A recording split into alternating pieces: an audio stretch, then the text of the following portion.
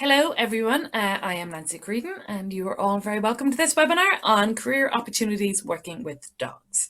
Welcome to all of you. Some of you may already work with dogs, some of you may be on the way to working with dogs, and some of you may just be a little bit curious about what options are out there. So this webinar hopefully will be for all of you. You'll all get something out of it. We've had a massive response, so there's a lot of you watching and hopefully paying attention and sitting down with your cup of teas and ready to learn. So welcome, and definitely this is great because there needs to be more people working in the industry. There's a massive demand. There's a lot of dog owners out there and a lot of dog owners looking for professionals. So the more people that get into the industry, the better for everyone, because as you'll find out, it's a great industry to work in, and for dog owners it means that there's more people available to look after their dogs, help them out, whatever it is they need done. This webinar will hopefully inspire you guys. What I will do is share a little bit about my own career, because as I was putting this together, I realized that I have worn a lot of hats, and hopefully giving you a little bit of insight of the reality of different types of opportunities and different types of tasks and roles and so on will either inspire you or tell you it's not for you, because that's equally important. And what I really want you guys to take away, something that I've eventually figured out, is light bulb moments can come from anywhere. So you may be sitting at home thinking, no, I'm definitely going to be a dog groomer. I don't care about the other bits and bobs that she's talking about. I was like that. I was definitely like that at the start, very headstrong, very opinionated, and I knew best. Took a little while, but I started to realize that actually, hang on a second, someone who knows absolutely nothing about dogs may give you the biggest light bulb moment you've ever had. I'm looking at you, Mom. So I'll let you know where kind of I got ideas from. And I guess little bits about what I learned from the reality of working in different jobs, so that you're a little bit more prepared for the reality if that is what you want to do. So career opportunities working with dogs is what we're talking about. What you will gain from this webinar will depend on what you're looking for. So if you're looking to just be inspired, hopefully something will inspire you and will be the role for you. If you are looking to add on to an existing business, hopefully as well this will help you out, because that's what I found has been a real, first and foremost, lucrative way to operate a business, but also keeps things interesting, is adding new services and developing new aspects to your business, one of which I will be speaking to you guys about during this webinar. So it's a very exciting one. It's probably one of the most exciting ones, and it's probably one that's going to be very relevant to all of you sitting at home across Ireland thinking about how you'll get into the industry. The newest branch of the Creedon's empire may be interesting to you. So that's what you guys are hopefully going to gain out of it. As always with webinars, there's goodies at the end, so stay tuned and I will give you access to some codes where you can book courses for half price and get kind of cash off future courses too. What will we gain out of the webinar is important too, because again, I've watched webinars where, oh, we just want to inspire you or whatever the case may be, and all they do is try to get you to sign up to subscription. We are not doing that. For me, I've had a good few friends and inquiries online actually recently from people saying, I'm losing my job or I'm finishing up school and I don't know what to do. How can I get into the industry? And with friends, obviously it's great because it means that we can hang out more at seminars and things like that. But for in general, it's something that I try to encourage people to do. It's not just fluffy, couple of quid here, couple of quid there, playing with puppies and going home at the end of the day. Working with dogs can be, first and foremost, a very lucrative career. And it's not about that. You're not getting into the industry because you want to be rich. You're getting into the industry because you want to interact with dogs, help dog owners. But at the end of the day, you need to eat, you need to feed a family potentially, and so on. So it is important that if you're going to follow your passion and follow your dreams, that you're not broke, flat bottom broke. So you need to make sure you're going to make money. So that's what I tell people. It is a great industry to get into. It's growing rapidly. No matter what happens in the economy, the dog and the pet care industry seems to continue to up. So that's a good industry to get into. And definitely we want to help you guys, whether it's put you on our courses or help out with get you on the right courses that we don't offer. We've got a page on our website called Career Advice, and you can just get in touch with us. And we're very good at helping to find out who you are and what would suit you. Or if there's a course you're interested in doing and it's not one of ours and you want a little bit of feedback, are these people legit? We're more than happy to help you out or give you guidance about how you can evaluate the quality of other courses too.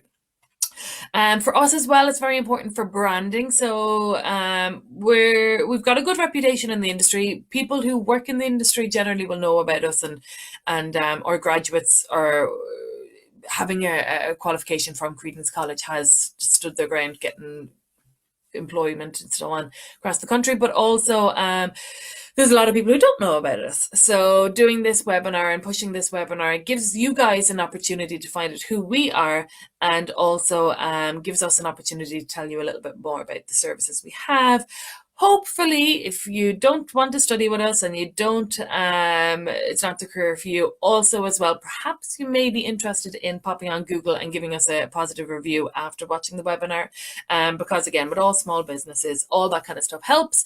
And because you've watched this webinar, you know a little bit more about us, you've experienced Credence teaching, although this is going to be easy, there's no exams at the end.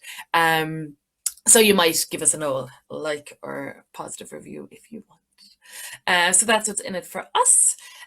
So what's important here is I think every single person watching this right now grew up saying, I want to work with dogs, I want to be with animals, I want to play with puppies all day, and it's what we all wanted. I mean, it's the dream. So working with dogs obviously has been my dream since I was a small child. The amount of photos of me with dogs in boxes, poor old Missy there. And in hindsight, I would not advocate for children putting dogs in boxes. Dogs will not like that. Poor Missy in that picture is completely stressed, but she was the best dog in the world. So we all grew up thinking that we wanted to work with dogs, that it would be lovely. In reality, there's no other job for me, okay? There's probably, for a lot of you guys watching, if you get into the industry, you'll probably find it's the one for you. If it's something that you're extremely passionate about, dogs are your love. All dogs now, not just your own dogs, but we don't like big dogs, or I don't like hairy dogs, or so on. You need to be passionate about all dogs. But in reality, it's hard work. It's physical, no matter what aspect you're going into, whether it's behavior work or grooming, obviously, daycare, training, even working in pet shops. It's all physical, hard work, okay? It's smelly work at times, it's dirty work, and it's emotional work. So one of the hardest parts of working with dogs is when losing the dogs. They all in some way become a part of your life. If you're working in an industry where you meet the same dogs regularly, whether it's kennels or daycare or grooming and so on, you watch them get old, and there comes a day that you get a call that so-and-so has passed away, and it's never easy. It's never easy. So that's probably the toughest part of the industry. Obviously then as well, that comes with it's yin and yang, because then you're building great relationships with lots and lots of great dogs, lots of lovely people. The dog people are nice people, okay? We're all going to say that. So definitely working in an industry where your clients are coming to you because they love their dog, I mean, they're good people, So definitely, the reality is it's tough at times. Poor old Missy put up with a lot from me, and it was always what I was going to do, So if that's you, if it was always what you're going to do, then I will say do it, do it.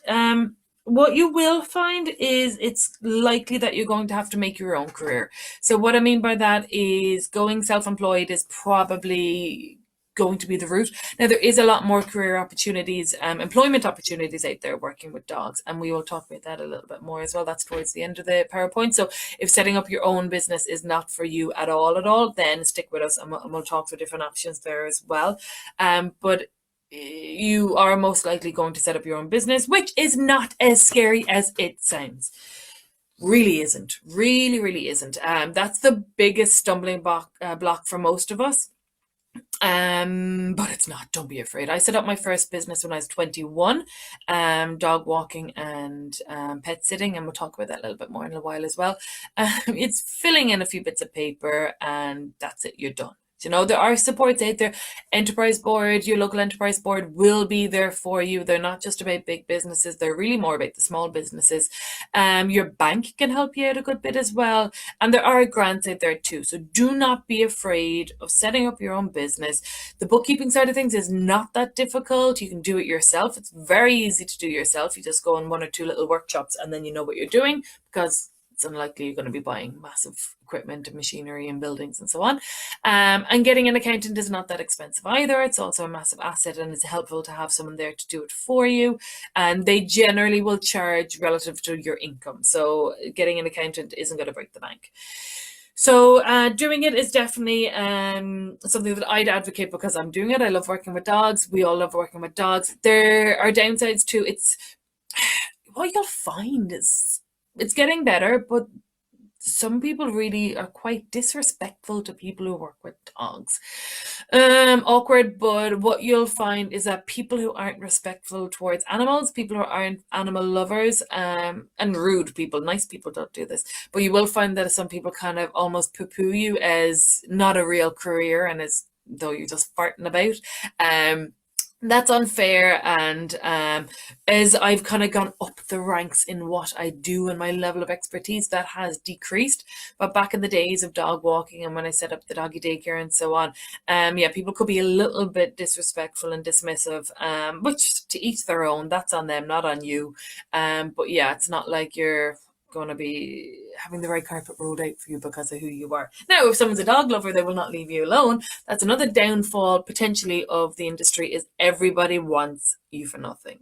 Your friends say, oh, could you just pop out and have a cup of tea and cut my dog's nails? Or, oh, I'm going away for a few days, will you take Fluffy? And so on. So there is a massive assumption that you're just doing it for fun and it's not your real career. So that's a tough one. What I always recommend is that you have a friends and family package. So as soon as someone says something like that, you're going to say, yeah, no worries. What I'll do is I'll send you the friends and family package and have a look at it and let me know what you want to book. Done. They're getting their special discount, and you're not being rude, and you're kind of telling them, no, you're not to pay for what I'm going to do. So definitely getting into the industry, there's pros and cons. As I've said earlier, it's dirty, it's grimy, it's smelly, it's physical in a lot of cases, but then you are surrounded with dogs. And there's lovely people in the industry too, so you will end up building a great network. If you're studying at Credence College, we have a private Facebook group where we get our students to interact with one another and kind of help each other out if needs be. Our graduates can then help our students with work experience and so on. So they're nice people in the industry, and everyone's in it for the dogs, so you will find that people will help you out big time, which is really, really lovely, and one of the perks of the industry. So what is next? Okay, why should you listen to me? So, why should you listen to me? I've been there, done it, worn the t-shirt with a lot of the careers that we're going to talk about now later on in this webinar. I started off my career, I wanted to be a vet, like lots of you. When I was a kid, I wanted to go save animals' lives. I decided to become a vegetarian at 11 because I realized you couldn't really go to work and save animals' lives and then go home and eat them. So stubborn 11-year-old Nancy decided to become a vegetarian. The plan was to get into veterinary, but then once I got to 14, 15, 16, the plan wasn't to spend hours studying. So I had to look for a different route of working with animals. So living in Cork, in UCC, you can study zoology. So that was the route for me to get started, because I didn't know where I was going. I just knew it was going to be animal related. So getting a degree in zoology sounded like the right thing to do. And in hindsight, was definitely something that has benefited my career. So I would be an advocate for it. Plus we got to go to Portugal for a week for work experience. So not too shabby. So when I was in around second, third year of college, I was trying to figure out, where am I going? Because the end is now, you know, we're going to be finishing up college in a little while. I'm going to have to figure out who I am and what I'm going to do. And speaking of light bulb moments and looking for opportunities where you may not expect them, my mum, who does not like dogs, can't deal with the hair, has never been a fan of all the family dogs in and out, turned around and said to me one day, why don't I go work with puppies and have a puppy crash? I was like, okay, Mom, there's no such thing as a puppy crash. No one's going to have puppies in a crash. And then I was like, let me just have a little look online. And was opened to the world of doggy daycare. So I realized, whoa, okay, there's an opportunity here. And stubborn, whatever, 19-year-old Nancy decided, yep, I'm going to open a doggy daycare. And that was going to be the plan. Okay, so I carried on with the degree in zoology. And once I graduated from zoology, I started looking for different premises and started doing getting set up. Now, from 19 to 21, when that was the plan, I started taking mini courses too. So during the summer months when I wasn't at college, I was taking online courses in pet psychology and animal management diplomas and things like that. Some of them, in hindsight, weren't great. When I look back at the notes and at the assessments and so on, the information we were being taught was not correct, basically. But I wanted to start building my qualifications, building my confidence as well, that I felt like I knew what I was doing and getting ready for setting up the business. I took running a business course with the Enterprise Board, and at 21 I was all ready to go and launch the Doggy Daycare, and then the recession hit. So I then decided, okay, what will I do? I went to start working in a call center, and then thought, okay, well, I need to get back to dogs. Ringing people and asking them, do they want to swap their timeshare was not for me. So myself and a pal decided, let's set up a dog walking business together. And that seemed like the right route because it was getting me into the industry and then I could continue my studies. Now, stumbling block hit because we went off, did our flyers, did flyer runs, set up the website, set up the phone number and all that kind of stuff, and the phone didn't start ringing. So I guess our confidence was knocked a little bit, and I just kept working in the call center. And I guess what I'm trying to tell you here is don't give up, because I thought, oh, well, I tried, it didn't work. And a few weeks later, maybe a little bit longer, maybe a couple of months later, turned back on that phone and there was lots of voicemails from people looking to book dog walking. So I thought, okay, look, the demand is there.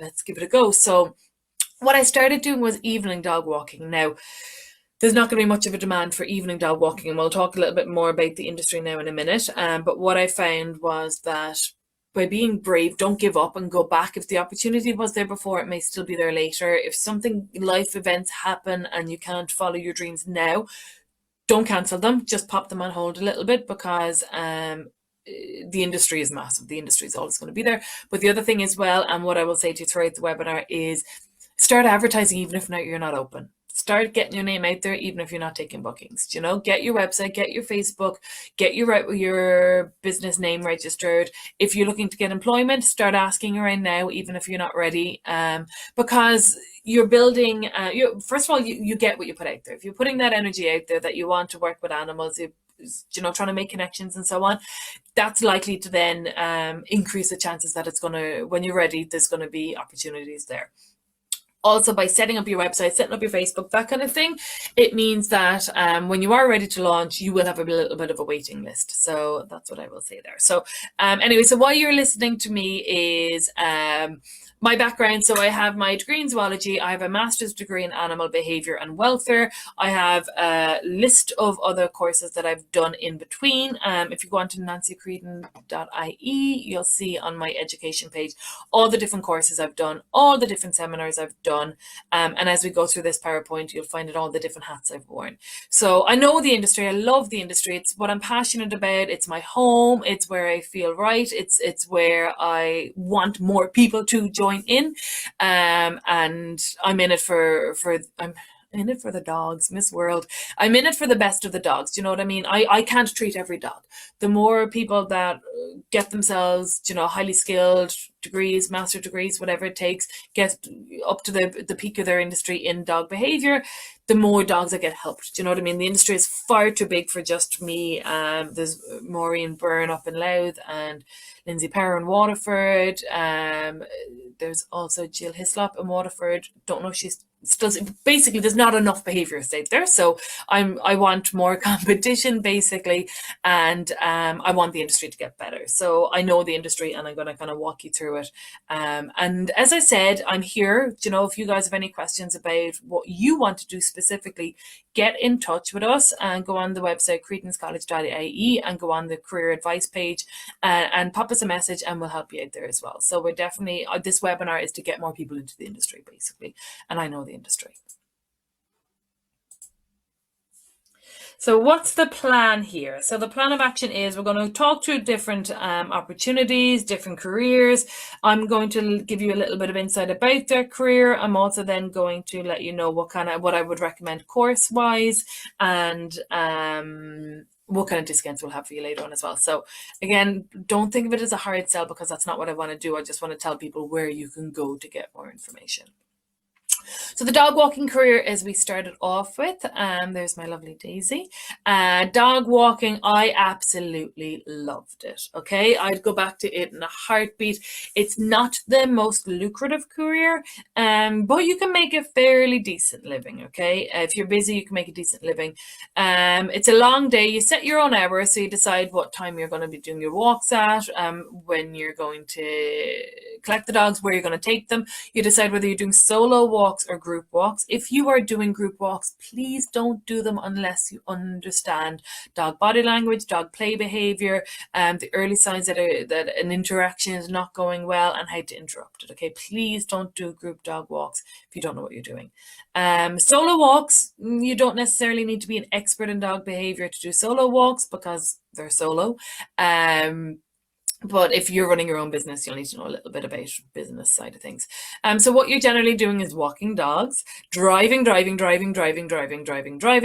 podcasts, even if there's any kind of animal related podcasts or courses that you can do that are webinar based that you can listen to in the car and so on, or while you're out walking is beneficial. Generally, I would recommend that you don't have two headphones in when you're walking dogs. You need to hear if there's another dog coming or if something's going on in the background.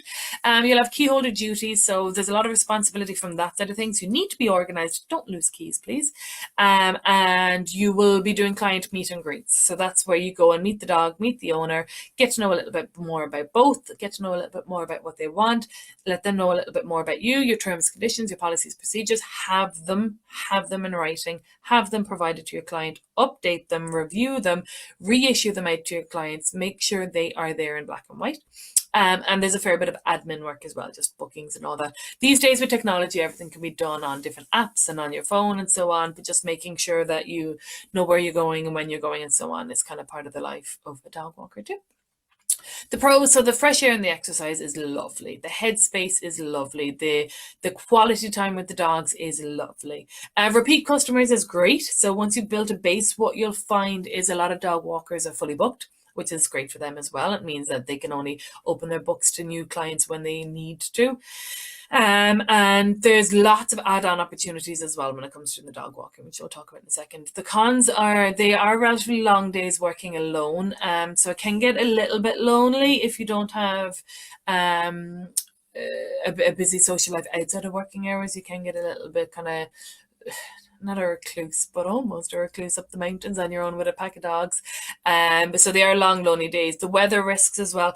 Now, what I did find, I was doing dog walking from 2008 to 2010.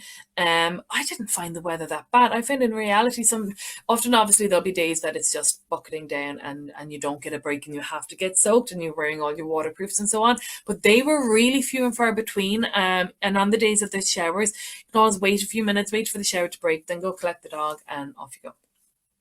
And it's a slow builder too. So like I said, we started advertising, the phone wasn't ringing. So definitely with the dog walking, build your list in advance. I will talk about as well about how important it is to double job. So like I did, where I was working in the call center during the day and then do the dog walking in the evening, then switched it over and started doing evenings in the call center because I didn't need to do as many hours and did the dog walking during the day when there's much more of a demand. And then eventually, once the demand was there for the pet sitting and all that as well, which we'll talk about in a second, I went full time with Doggy Wags was the name of the company. So it is a slow builder, so double job. And also by double jobbing, you're showing yourself how hardworking you are and that you're able to commit to long, hard hours because it's what you want. If the double jobbing doesn't work for you and you're tired and you're losing interest quite quick, you still have your original job and you're just telling yourself the industry isn't for you. So, food for thought, a little bit of extra information. Overheads from this industry include looking at whether you're going to be employed or self-employed. So, startup costs if you're going to be employed are minimal. Startup costs if you're going to be self-employed are that little bit more. You'll have to have a vehicle, obviously. You'll have to be able to drive. Really clean driving license is essential. Getting guard vetted is very important, and it gives your clients a little bit more trust in you. Just to make you aware, there are many cases out there of theft where with dog walkers where things have gone missing and been stolen and so on. So definitely being guard vetted will give your clients a little bit extra confidence in trusting who you are. Running costs, so your vehicle running costs, phone, internet, that kind of thing is essential. Maintenance is just really vehicle maintenance. A good pair of shoes, good pair of walking shoes, definitely waterproof walking shoes. Always have a spare change of clothes with you. And you should expect to charge 15 to 25 euro per walk. Now, optional add-ons are things like food and treats that you can drop off for the client. Pooper Scooper services is growing in popularity, so where you can clean up the garden for the client there and then. What I say to people is you charge per day. So you might be charging €2 per day of poops. So if they want you to come once a week, you'd be charging 14 quid to do the service. If you're coming daily, you're charging 2 quid a day. If you've been there on Friday and coming back on Monday, you're charging 6 quid on Monday. So, and that's depending on the size of the dog and the number of dogs. So you can play around with that as well. Out all day walks. So that's a lovely one that one of my lovely clients that was an out all day walker back in 2008, 2010, only passed away recently, a couple of weeks ago. A lovely little dog. And the out all day ones, you really get to know so much better. She was just a princess. Not a princess, actually. She was a small white fluffy. So you'd think she was a princess, but she was more of a legend. She was a real cool little cucumber and nothing phased her and she was a sweetheart. So yeah, so the out all day dogs, you really get to know that a little bit better and you can charge a lot more. So if you're charging, let's just say you charge 15 euro per walk, you charge 25 for the out all day. If you're charging 15 for group walks, then you're looking at 25 for solo walks. What I would recommend as well is when people do get in touch before you're actually open, send them a survey. Ask them what are they looking for, what kind of prices would they expect to pay, what kind of add-ons would they be interested in, and leave them open-ended questions. So that's what I did when I was opening the doggy daycare, and you get anything from I'll pay a fiver for the day to I'll pay 50 for the day, but it gives you a good way to gauge what your prices should be. And obviously that depends on your area too, and the demand and all that kind of stuff. So Pooper Scooper, upskilling to adding things like loose leash. So we do a specific course on how to train dogs to walk nicely on the lead. And that's a really good webinar, or sorry, really good, it's a real life course, classroom based course, where you can learn lots of different options, lots of different methods of training the dog to walk nicely on the lead. And that's one then that you can then apply to the dogs that you're working with. So you can charge for walk and train sessions. Now, no behavior work. If you're a dog walker, you're not able to do behavior work. So you should not be offering things like teaching dogs to be calm with other dogs or anything like that. And then we'll talk about pet sitting and home boarding and so on in a minute. You can merge that with pet sitting too. So this industry will be for you if you like exercise, if you like your own company is really important, and if you want, and if you have good understanding of basic body language, if you're going to be doing the group walks. So it's long days on your own, but that's not essentially a bad thing. If you don't like driving, if you don't like getting wet, if you don't like being out in the woods and out in the forest and out in the beach and so on, it's probably not for you. If you're looking to make big bucks, you're not going to get loaded off this. So as I said, 15 to 25 hour per walk. You might have, depending on if you're doing groups or solo, if you're doing groups, you might take 3 dogs out in the morning, 3 in the afternoon. So if you're doing solos, you might do 4 solo walks through the day. So it adds up, and with the add-ons as well, you can make it good living, but you're not going to be loaded, unfortunately. So how do I get there? Okay, so like I said, understanding body language is essential if you are going to be doing group dog walks. Understanding business is essential if you're going self-employed. Your classroom-based education that you need to have is your Canine First Aid certificate. You have to have that. You cannot have something happen to a dog and not be able to at least bandage them up or know how to potentially save a life if you need to. First aid is only to get the animal to the vet. It's not ever to replace veterinary care. But if you are out walking a dog and it needs to get to the vets urgently, you need to get in there safely. Build your experience. So any kind of experience that you can do supervising group dogs is beneficial. We have a practical dog management course, which is kind of based on the doggy daycare industry, but basically is based on managing groups of dogs. So it might be working at the guide dogs or boarding kennels and so on. So the practical dog management would help with the dog walking industry too. Begin building your qualifications. This is your to-do list. So begin building your qualifications, register your business, start advertising it, start researching your customer base, trial double jobbing, and then commit. So you work your way up. You see if you can do both your own job and this on the side, and then you get fully committed.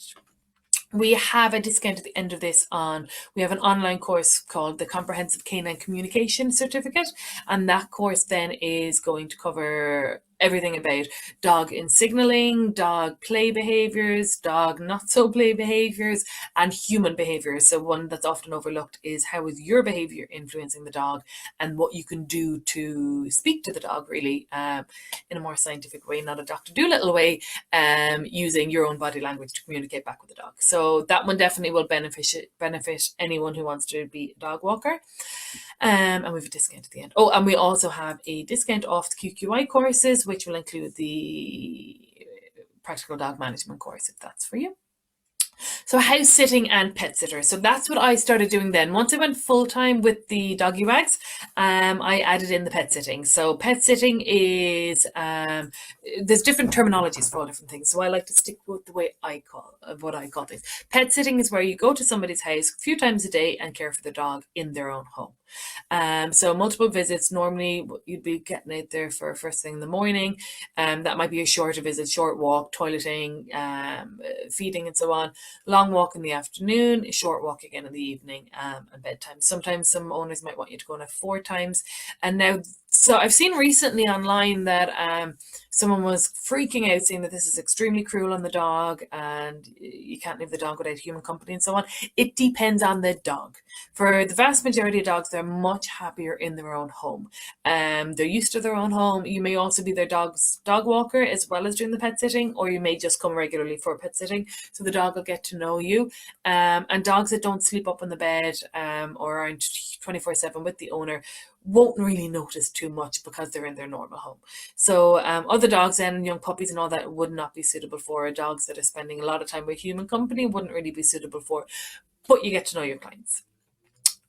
Pros of this industry is house sitting can give you a little bit more independence if you're living at home, or if you're renting and you've got a lot of housemates and you'd like to every now and again just a bit of headspace, somewhere on your own, read a book, spend some quality time with a dog. Again, if you're renting too and you're not allowed to have a dog, it means that you can have quality dog time. And if you're comfortable with staying in new places and all that, it gives you lots of freedom and lots of independence too.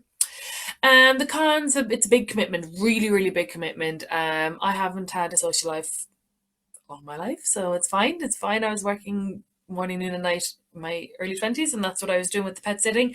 So it's a big, big commitment. So you have to show up first thing, you have to show up last thing. You're doing it for the animals, so you have to, you know that they've been home for whatever it's going to be, 7, 8, 9, 10 hours overnight, and they need to go to the toilet and so on. But I would always say to my students who are interested in this kind of career, always assume that they have CCTV in their home. Okay, so what I mean by that is make sure you are showing up. Do not let them down. Don't let the dog down. That's the priority. But if you go with the assumption that there's cameras there, then you're going to make sure that you let them know, look, I ran a little bit late today, just so you know, so we stayed out a little bit longer on the afternoon walk or whatever the case may be. There has been dogs that I've walked, and then eventually there's 2 dogs and they didn't tell me they had a camera. Now again, that's extremely unethical and don't know the legal standing with that, but I've been walking the dogs for a couple of months, and then one day for some reason I noticed a red light in the corner of the room. Now, to be fair, it was like an office setup and the dogs were in crates, so perhaps it was just that they had webcams on the dog to see how they were getting on, and that's totally fine, but they should have told me still. So obviously it's a little bit spooky when you realize you're being filmed and you didn't think about it, but I was obviously glad that I always showed up on time and did what I was expected to do. So make sure that you're assuming that so that you're following the rules. So it is a big commitment. It's early mornings, late nights, 24/7. There's no days off. You'd be busy at Christmas and stuff as well, which obviously isn't great for Christmassy things.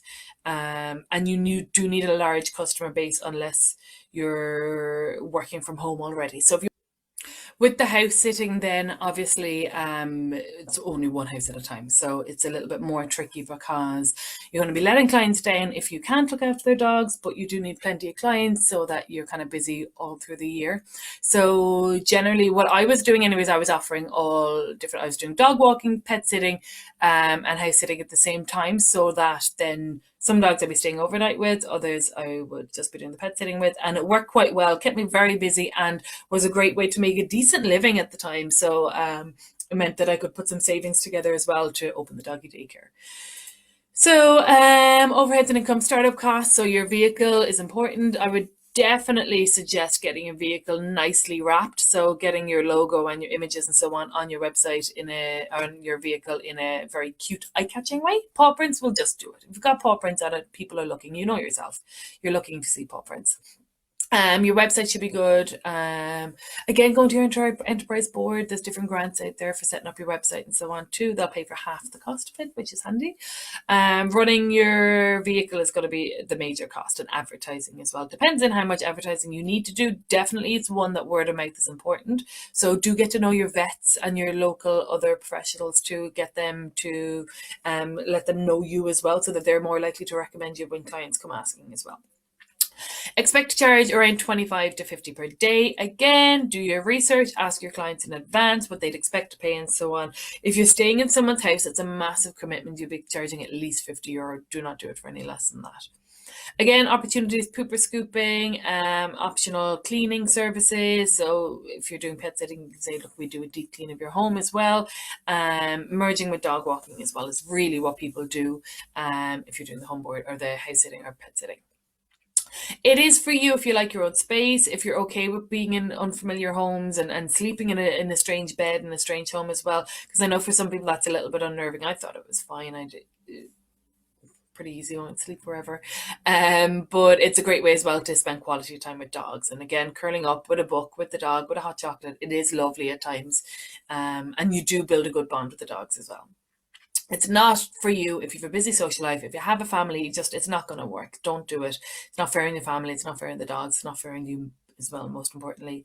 And if you're a very humany person, I mean, with the pet sitting and the house sitting, you can be on the phone to your friends. You can be on Skype and stuff as well. Never bring people into the home that you're going to. Never. That is so rude. Such an invasion of privacy. Very bad etiquette and very unprofessional. So even if you've got a friend with you who's going to go for the walk with you, they can stay in the car. And if you are going for a walk with a friend or a family member, you are responsible for the dog. Do not hand the dog over to the other person. I remember I was using a dog walker for my own dog quite recently, and I saw pictures on Facebook where their young teenage child was walking my dog, and while my dog is more than well able for that and is very well behaved and likes kids, that's not professional. That's not the way it's being done. That's not what I'm paying for as well. So it's you. They're paying for you. They just want you.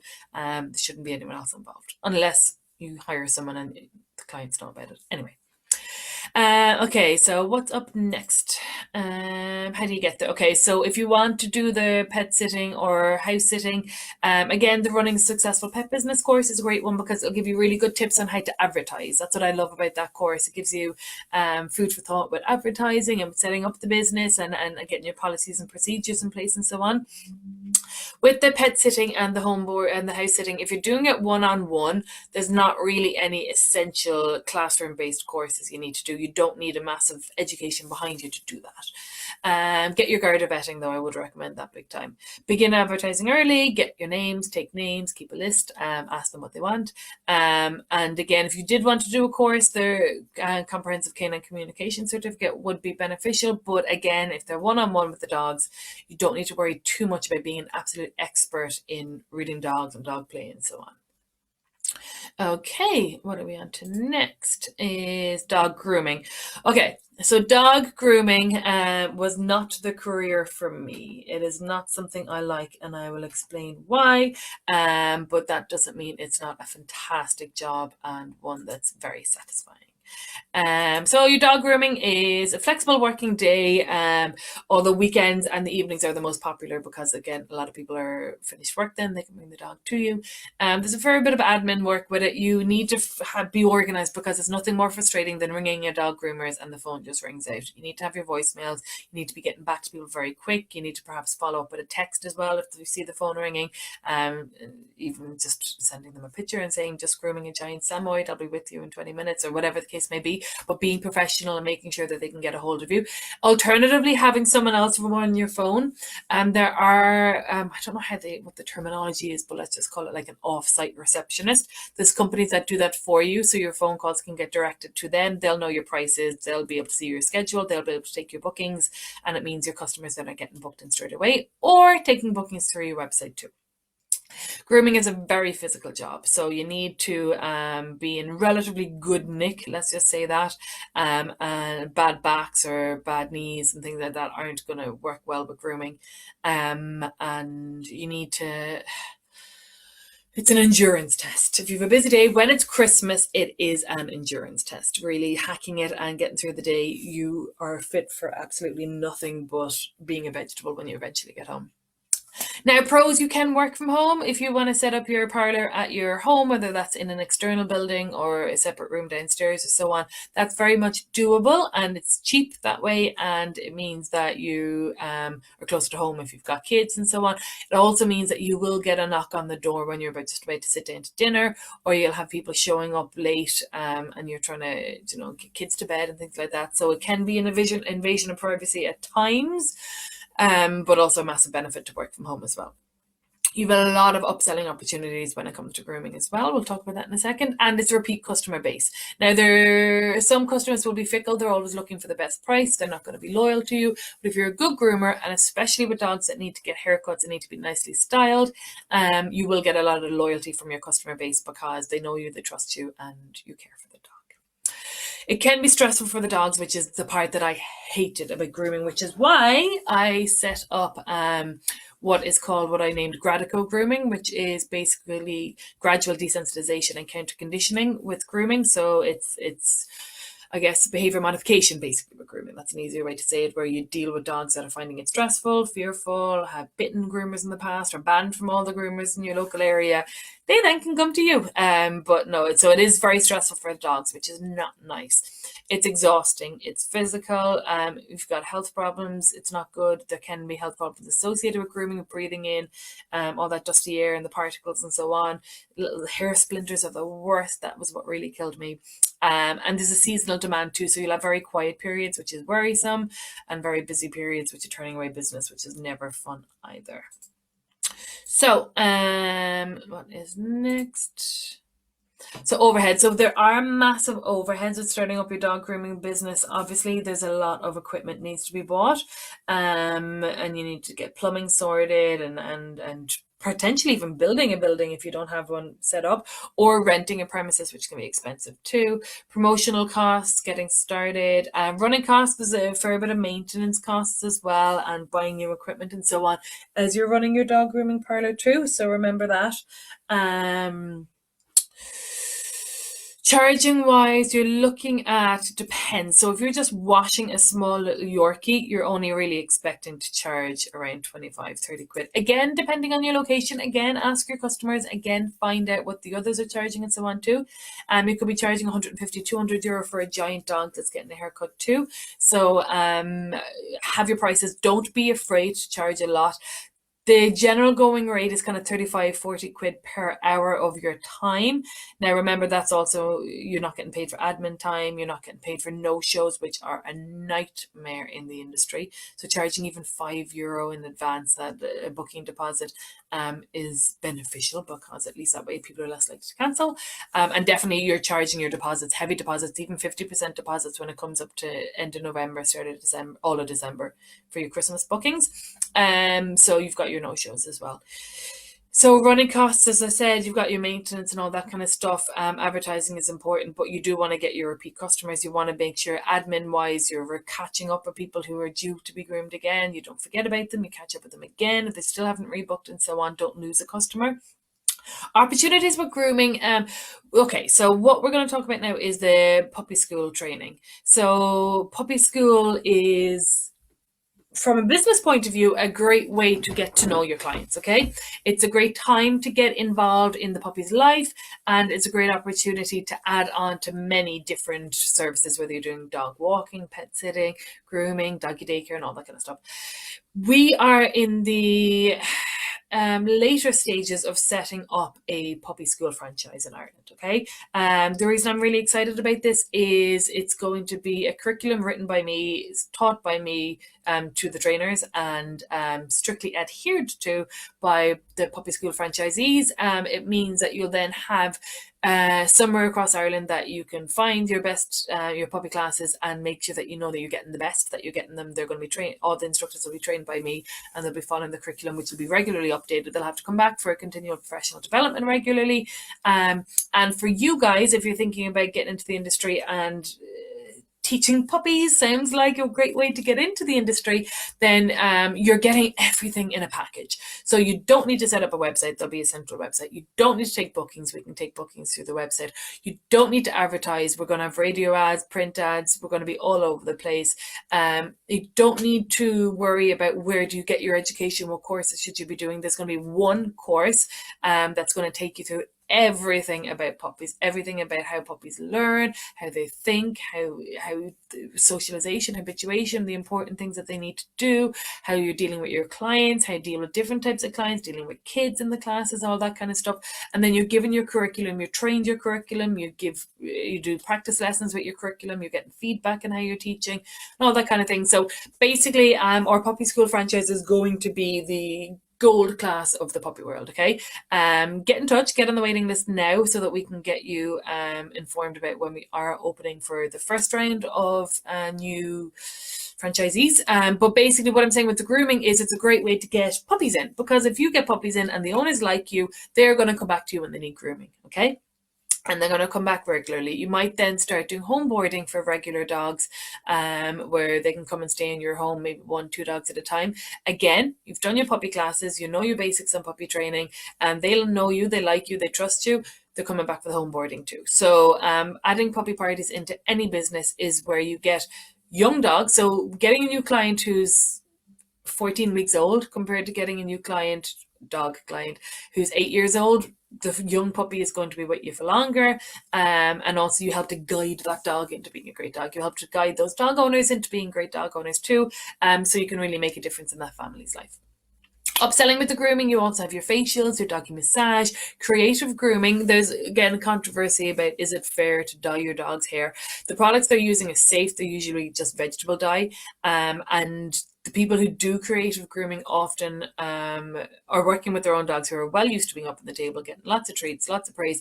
I've done a fair bit of watching dogs' behavior and body language in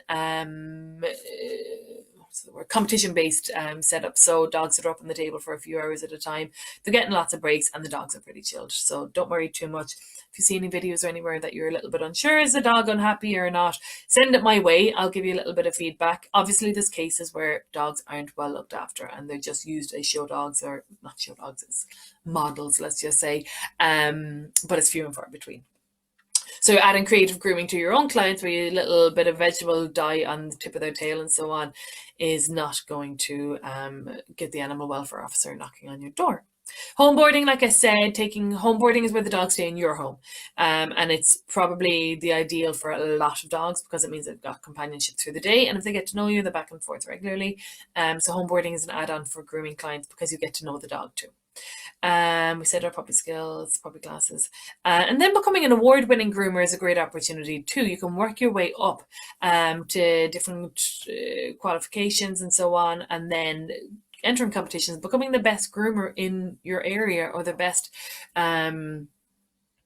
creative dog groomer in Ireland and so on, is going to be an accolade that really will bring people to your door. Another opportunity with grooming is teaching.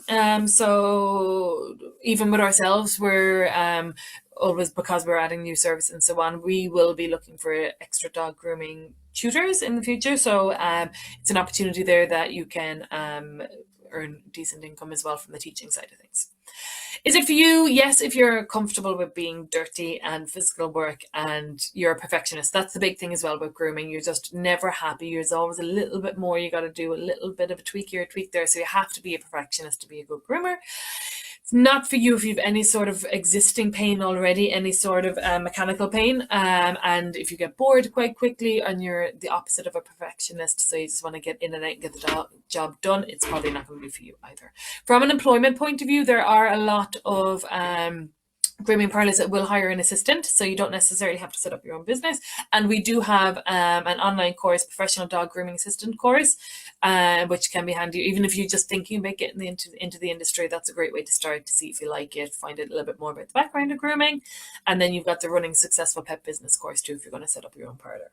We have our QQI practical dog grooming course. It's a level 6 course, so it's quite high, it's complex, but we teach it quite intensely. So it's completed over 3 months, which means after the 3 months you're fully qualified, you know what you're doing, you have the skills you need, you have the knowledge you need, the expertise you need to set up your own grooming parlour or go work for an existing business as a dog groomer.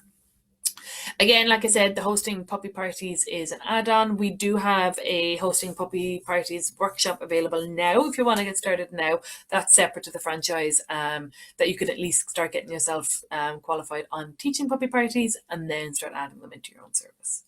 Start attending seminars, grooming competitions to get interested into, if you're interested to get more kind of information. Go to dog shows as well, because a lot of the breeds that need grooming, the owners will often be involved in the grooming too, so you can get chatting to people, get to know people. Volunteer or ask for work experience to test the waters too. Some groomers might be a bit funny about it, but I know we'll take work experience people, and a lot of groomers will, because it's someone to sweep up the dog hair while you're getting a feel for the industry too. Practice the safe basic of dog grooming on your own dog too. So whether that's bathing or brushing, don't do any nail clipping or haircut or anything like that. Please don't. And then discount wise, so we've got 50%, £50, €50, what am I saying, off all of our QQI courses at the end. We're going to give you a way to buy €100 voucher for 50 quid basically, and then you redeem that off the course you want. And then the comprehensive canine communication certificate isn't really essential for grooming unless you're upskilling to add the home boarding, things like that too. Okay, so home boarding. This is one that people seem to think is a really easy little add-on. Keep a few dogs in the house while their owners are on holidays, and it'll be lovely. This is one that's tough. This is one that is one that I would not go back to offering. While again, you'll have lovely dogs coming to stay with you, it's the yappers. You'll always have dogs that will come that are barkers through the night, or that will go to the toilet in the house. And you're working 24/7, like full on 24/7. I did not sleep properly when I was home boarding. It is nice. It is nice to have the dogs there at home with you in the evening when you're watching telly and so on. But then when it comes to nighttime, when they're sleeping, there have been situations where you'll end up having the dogs in the bedroom with you. I have had little Mr. Darcy, a little Dachshund, did vomit on my pillow one night. I've had dogs go to the toilet on my bed. And then you've got your barking and noise at night as well. So home boarding can work. If you're organized, I would definitely recommend having some sort of sleeping arrangement set up where it's custom made for pet sitting now, or for home boarding. Now with the home boarding, people don't want their dogs being put out in the kennel at night. They don't. That's not fair. That's not what the booking. But what you can do is, so you might have a room downstairs that you convert into little chalets in the room, that they each have their own little couch area, but they're separate so that nothing can happen when you're not supervising them at night time. If they're sleeping in your bedroom, again, you can have your separate areas in the bedroom that they can sleep in. Or if you do have a setup where you have some sort of insulated garage or so on, and you do have the little bedrooms in there, maybe little gates between them, and then you're sleeping in that room too with them, that can be an ideal solution in some cases. But really, if you're busy with home boarding, you should have dogs staying with you almost every night. I had cases where I had up to 10 dogs staying with me at one stage, which was an accident, that there was a double booking, that, well, 2 dogs that weren't meant to be coming that were booked and so on. Don't worry about it, but it was intense. And one was a newfie. Yeah, that was probably when I said I can't do this anymore. The amount of poops you'll be cleaning up in your back garden is just something that, I don't know. start a poop factory if you wanted. So home boarding is very tough. It's got its ups and downs. It's a great way to build a customer bases. It's a great way to get to know the dogs. It's a great way to offer a service that people want. You have to make sure you're charging big bucks for it because it is very taxing. And people should be expecting to spend a lot of money. 15 quid to mind someone's dog overnight for 24 hours is way too cheap. And there's been cases that I've been looking for home boarding for my own dog, and that's been too cheap. I haven't trusted it. Again, you want to get your qualifications too. So you're opening your home to dogs 24/7. So you need to, sleeping arrangements need to be organized. Feeding arrangements needs to be very, very safe. You need to make sure dogs are being fed in separate rooms. Even when you're prepping the food, the dogs need to be in separate rooms too, because that's when they can get a little bit more defensive and so on too. You're working from home, which is lovely. It can be very lucrative. The dogs do become your own, which again, if you don't have your own dogs, is lovely. You're never off duty, and there's always going to be a risk with the temperament of the dogs that you don't know, especially if you're mixing them with other dogs. And I see places myself. I'm staying in Scotland at the moment, so I'm away from my premises, so I can't use my own premises for my dog. But I have been looking for home boarders, and I've seen ones where the kids are interacting with the dogs, and that's just not right because I don't trust their kids. Not that I don't trust my dogs, I don't trust their kids. And again, same for you. If you've got kids at home, you can't trust the dogs that come in. So if you do have kids at home, I would keep the kids, unless they're over 12, I'd keep them in a cage. Keep your kids in a cage and keep them away from the dogs because it's too much of a gamble. It's not worth it. So startup costs can include your website and then again creating a safe area for the dogs to sleep. Running costs, so insurance, maintenance, treats, advertising, phone, that kind of thing. Do make sure you have insurance because if anything were to go wrong or if there's any emergency veterinary fees, you want to make sure you're covered for that. And expecting to charge 25 to 50 per night. You can do deals for multiple dogs and so on, but make sure that you're not charging too little. Opportunities of add-ons, so you can add on collection and drop off, charge for that, charge per mile or something like that, but make sure your time is being included in the cost as well as just the cost of the driving as well.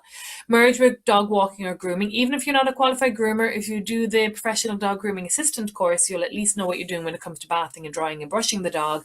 So that can be done before they go home in case they're a little bit smelly from playing with the other dogs. You can take day guests. Now, this is not Doggy Daycare. Please don't advertise it as Doggy Daycare because it's a different type of service you're offering, but where you take dogs into your home during the day while the owners are going to work, you can add that on too. You can alter your setup to take more guests. So if you want, if you're busy enough with 4 or 5 dogs staying a night and now you're thinking I want to do more, that's where you could build something where you're sleeping with the dogs, but there's more, I guess let's call them cubicles for the dogs too. If you're already working from home, let's just say you're a freelance journalist and you want to add on something to do with dogs, that could be a way then that you're taking dogs into your home. And again, if you had the space, you could look at the puppy school franchise or just offering your own puppy parties, again, to get people in while the dogs are young so they get to know you. If you own your own property, it could be suitable for you. It's probably not so, well, it's definitely not, you can't do it if you're renting. I wouldn't do it if you've got young children or a busy social life. I wouldn't do it if you've got friends or family coming in and out of the house. You can't trust people to close doors, or you can't trust the dogs with strangers too. And you have to remember as well, you will have people coming to your door and potentially coming into your house, having a cup of tea and so on. So you want to be comfortable with that if you're thinking about this career too. What you should be doing is, let's go on to our next one, is your comprehensive canine communication certificate. You have to do that if you're going to have more than one dog, including if you have your own dog and a guest coming in. You need to understand what they're saying to each other and if it's okay and if it's not okay. Running a successful pet business. If you're doing home boarding, it's going to be your own business. You won't really get a job with someone who has a home boarding setup. Your canine first aid workshop is essential. You need to get certified every 2 years, so you need to make sure you have that. And again, as I've always said, begin advertising now. Start thinking about your layout. How are you going to run the business? How are you going to keep the dogs safe? When you're going to feed them? How you're going to store the food? All that kind of stuff. Start thinking about what you want to do. Start thinking about the realities of it before you actually take the jump. And then discounts again, as I said, we've got a discount at the end on the comprehensive canine communication certificate. So, Doggy Daycare, this is my bread and butter. This is what I was working towards, and this is what I eventually got to in 2010. So, Creedon's Doggy Daycare opened in 2010. What I've learned over the many years is that there are a lot of mistakes to be made. So, we're actually now on our one, two, three, four, fifth premises, fifth and final move, hopefully. And each time we've moved, we've learned, okay, we're going to try this flooring because that floor didn't work. We're going to try this fencing because that fencing didn't work. We're going to try this setup because that one didn't work. And you just live and you learn. So things about how high your roof is, what flooring type you have, ventilation, windows, heat, all that kind of stuff all comes into play that you learn throughout the years. So if you are interested in doggy daycare, you need to learn about it before you set up. The great thing about Doggy Daycare is there's a lot of employment opportunities there. So that might be one for those of you who don't want to set up your own business. Most Doggy Daycare centres are open kind of 7 to 7, Monday to Friday, some earlier, some later. It's a very active environment. It's organised chaos. Different levels of organisation depending on the business, but definitely in our place I would consider it very organised but very chaotic at times. Most daycares group their dogs by size and or temperament. Size is very important, okay?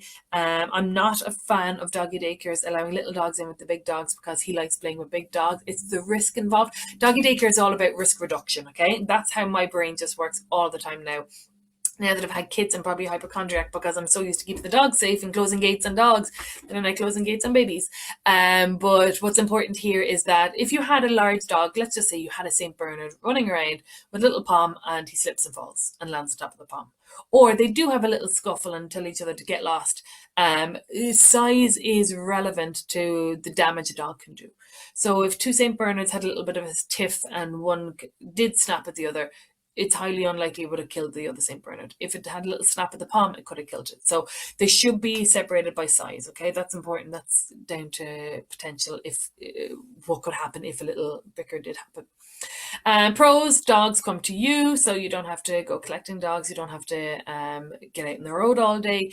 It can be very, very, very financially successful if it's done right, okay? There's money to be made in doggy daycare, and really with a doggy daycare, because you're adding on all different services, you can keep adding on your income, basically. The pros is you're working with a team as well. If you've got in early stages, when I set up the doggy daycare in 2010, I was all on my lonesome. I had my sister with me for my first day, and that was it, all on my own, surrounded with the dogs until I opened June 21st, 2010, and I had my first work experience. Students started in January 2011. So the first 6 months was on my own, 7 to 7 daycare, grooming in the evenings, grooming on weekends, taking dogs home. It was intense. So you're going to probably start off on your own, and maybe you might have one other person. But then as you get busier and you get to hire staff and you get to make more money, you have a fun little team because, again, nice people want to work with dogs. So definitely you'll have a good team going. You can take in work experience people too. There's a lot of responsibility with working in a doggy daycare or owning a doggy daycare. That's one of the big cons I find. That's why I have an amazing team, so I'm not too worried about being off-site. But in the early days, it took me a long time to find a team that I could trust with the dogs when I'm not on site, you know? So it is scary being responsible for the welfare of 10, 20, 30, 40 dogs, you know? There's daycares out there where you can see footage of dogs that clearly aren't happy. They're very stressed and the owners aren't spotting it or the staff aren't spotting it. So you need to make sure that your team are highly qualified in understanding dog behavior, understanding dog body language, and interpreting when they need to step in, which dogs are right for each other, which dogs aren't right for each other, and so on. So there's a lot of mistakes to be made with opening a doggy daycare or working in a doggy daycare. The most dangerous mistakes are not looking after the dogs properly. Allowing dogs to be upset or stressed on your watch is not something that I ever want to do. And there's always the risk of bites. Kid daycare, there's risks of bites and just not as severe. So with your doggy daycares as well, that's always an underlying fear, is that if a fight broke out. So you need to have really good fight breakup protocols as well, even though you hopefully don't need them. So opportunities, overheads and income. So when you're starting up, your education is the most important thing. I didn't open the doggy daycare until I really knew what I was doing. Took a while to get there. Keep studying, keep studying, keep studying. And then you need to make sure that once you do open, you're fully prepped for the world of doggy daycare. We do have doggy daycare courses at Credence College. We have an online theory course to talk about in a second, and other hands-on courses where you come and work in our doggy daycare. So that really will be beneficial if you're thinking of opening your own one. If you want to work in one, trying to get work experience first, and volunteering and so on may give you an opportunity then to get a job. But it's very hard to hire staff for a doggy daycare. What I found is we have once hired someone who worked in a doggy daycare abroad, so that worked really, really well. She knew exactly what she was doing. She was great, straight in there, and knew what she was doing. Other than that, what we generally do if we do need to hire is it'll be someone who has done an internship with us and we like them. They prove themselves as more than capable, and then once the job came up, they were offered the job. So it is important to know what you're doing before you want to work in a doggy daycare center, or before you're employable in a doggy daycare center. Premises, rent, setup, all that kind of stuff is very expensive, especially when you end up moving 5 times and have to do it 5 times over. So the startup costs are massive. I mean, we had builders in for months when we moved into this place, and we're never moving again. You've got your rent, your rates, your wages. Your wages are a big cost as well once you're busy. Insurance, heat, electricity, maintenance, repairs, advertising, yada yada yada. There's a lot of costs involved, which is why adding on different services as well is essential. At daycare, you can be charging about 15 to 25 per day. I would always charge pretty heavily for your assessment process, because you don't want people sending their dogs in if they don't think the dog is going to fit well. Opportunities, again, your puppy school. So puppy school is essential for getting dog owners to know you and who you are. If someone's looking for puppy school, they find puppy school franchise, they come and visit your daycare to come to puppy class, and they see the setup. It's an opportunity there for these customers to go from being a puppy school customer to now becoming a daycare customer for life. Overnight care. So again, we started off when I opened the daycare, we had home boarding for several years, and then we set up a pet hotel at the center. Now, if you're going to do that, you need to make sure that your security is top notch, Fort Knox kind of setup. You need to make sure that you're only taking the right kind of dogs. We trial dogs in the hotel, slow and steady, but during the day and stuff as well, to make sure they're okay in their own little suites. It needs to be very secure in their suite. It needs to be safe in their suite, and you need to make sure that if the dog doesn't like it, you don't take them back. It's not fair on them. So you can add on overnight care. You can add on a pet shop. You can add out the rental of your premises. You can rent it to agility schools. You can rent it to other trainers. You can rent it out for parties and so on. You can have your own party events. Adding on grooming is essential. People will always assume you'll have a grooming parlor at your doggy daycare. And you can even do indoor park fun stuff. So it's for you if you can manage people, okay? Because that's the big part of it. Once you have a doggy daycare center, it's not just you. You have to manage people. You need to be prepared for about 5 years of hard work before it can kind of run itself. So my guys are running the business for me while I'm in Scotland, which is great. But it took a while to get there. It took a long time of building policies, procedures, operations, tick sheets, basically. How do you do this? When do you do this? Why do you do this? And making sure that the staff then follow the procedures. It's not for you if you don't want to take a risk, okay? Because it is a big risk. It's a massive cost starting up, and then if the people don't come, the dogs don't come, you can find yourself in a lot of debt or having spent a lot of money. If you're not comfortable with managing people as well, it's kind of a tricky one, because we have a manager, you can have a manager, and that is an employment opportunity as well, being a manager in a doggy daycare center. But in reality, when you're starting up, it's going to have to be you. How do we get there? So the online course that we have is the Dog Daycare Distance Theory Certificate. That will talk you through the kind of the theory of what doggy daycare is, the background of it, what it's like to work in a doggy daycare, what you'd expect, different policies and procedures and so on. Again, your Comprehensive Canine Communication Certificate is a great one to do now while you're at home and while you're studying online. It's a great one to build up your knowledge and your qualifications. And then real life courses, we've got our Dog Daycare Assistant course, our Dog Daycare Supervisor course, and our Dog Daycare Owner Manager course have now become the QQI Practical Dog Management. But you can still do the Dog Daycare Assistant course, which will qualify you to go work in a doggy daycare centre. And then if you want to supervise staff, supervise dog groups, or become a manager, or even own your own doggy daycare centre, then the Practical Dog Management course is the one for you. And then what I'd say to you now is start building your qualifications. Try to see if you can get experience in a doggy daycare. We take interns at our place and think long and hard about the commitment. Again, discount wise, we've got our discount of the Canine Comprehensive Canine Communication Certificate and the QQI course.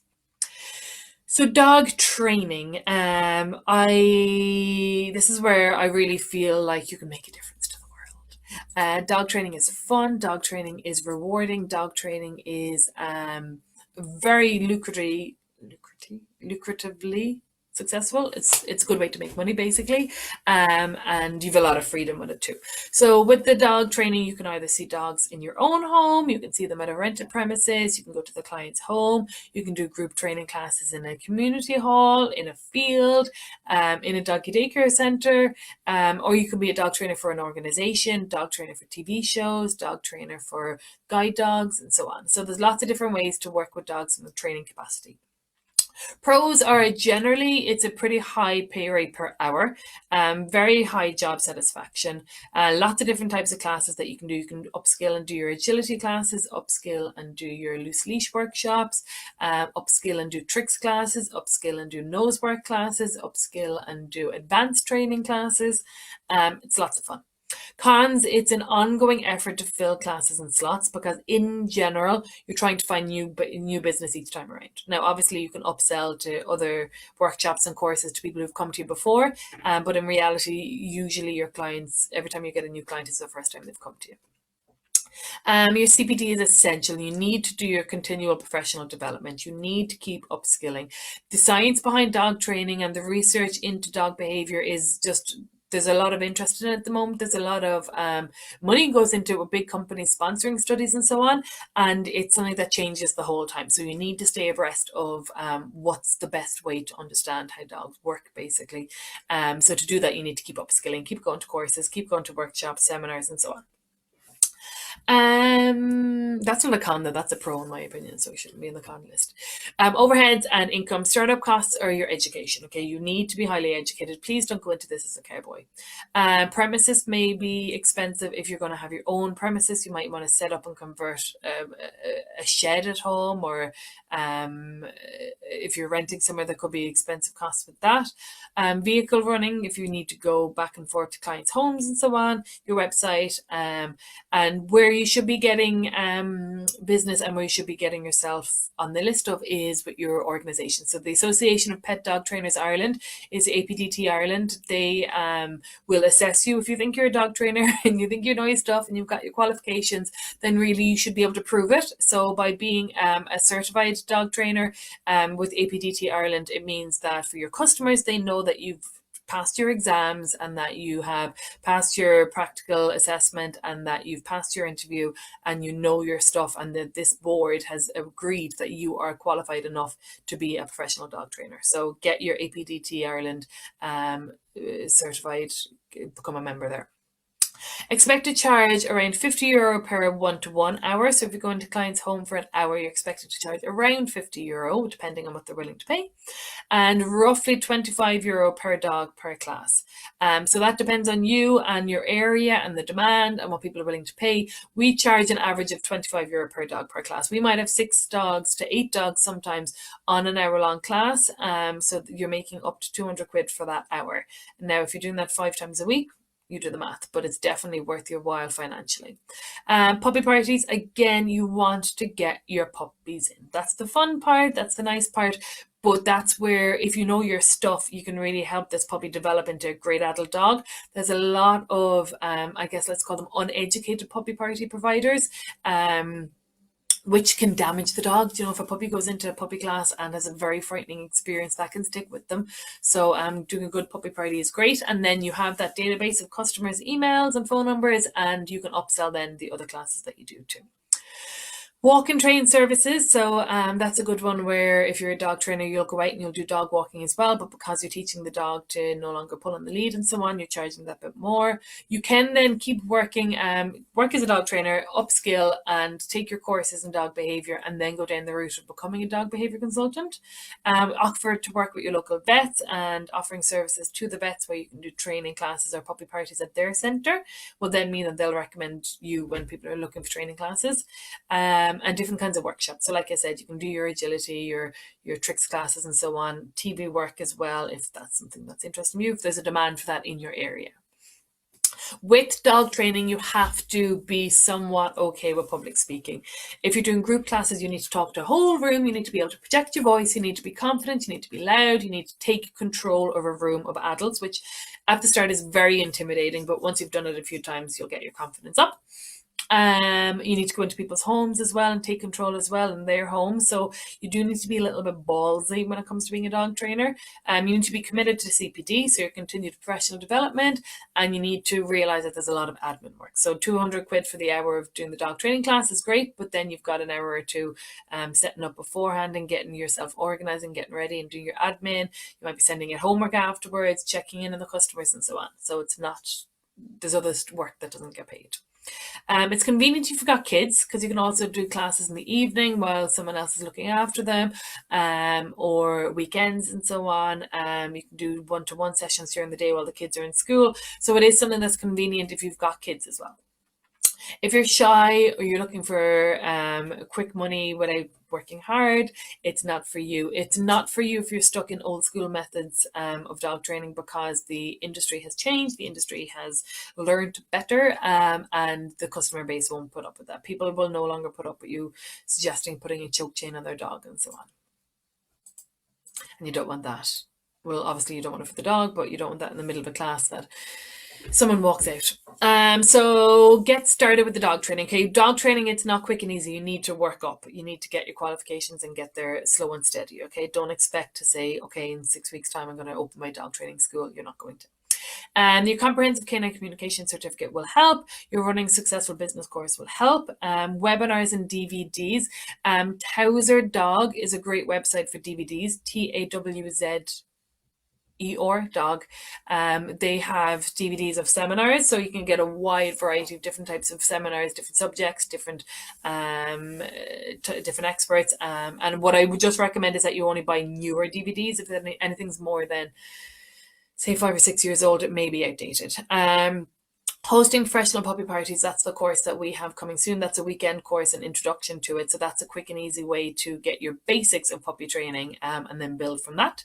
Your practical dog training is our QQI course. So that's the longer one where you're going to learn the foundations of dog training.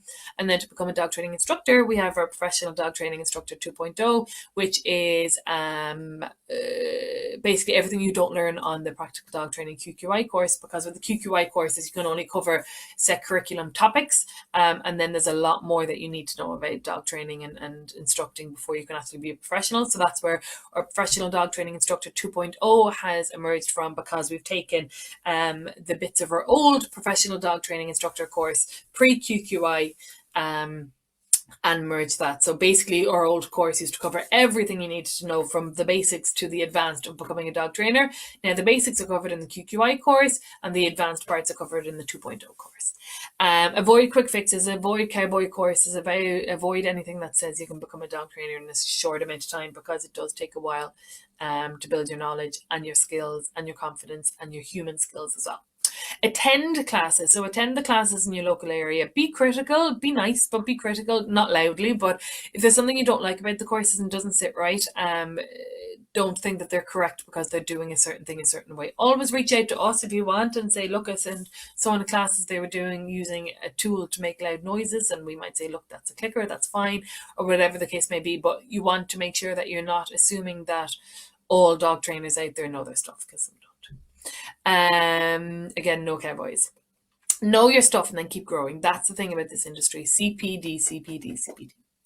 And again, you know about the discount codes available. Public figure. Okay, this is one that I put in because it's a great way to make money. I've done TV work since 2013, and from that then a lot of opportunities arise.